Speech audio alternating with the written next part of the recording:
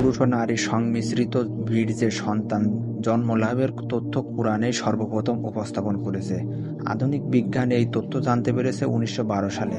তার পূর্বে অ্যারিস্টটল সহ সকল বিজ্ঞানীদের ধারণা ছিল যে পুরুষের বীর্যের কোনো কার্যকারিতা নেই। রাসূলের হাদিস বিজ্ঞানীদের ও মতকে সম্পূর্ণ বাতিল ঘোষণা করেছে, কেননা সেখানে স্পষ্টভাবে বলা হয়েছে সন্তান প্রজননে পুরুষ ও নারীর উভয় বীর্য সমানভাবে কার্যকর। উল্লেখ্য যে মাতৃগর্ভে বীর্য প্রথম ৬ দিন কেবল বুদবুদ আকারে থাকে, তারপর জরায়ুতে সম্পর্কিত হয়।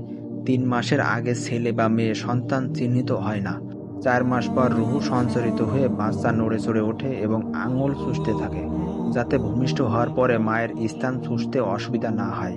এই সময় তার কপালে ৪টি বস্তু লিখে দেওয়া হয়, যার আজাল, হায়াত, আমল, রিজিক এবং ভাগ্যবান না দুর্ভাগা।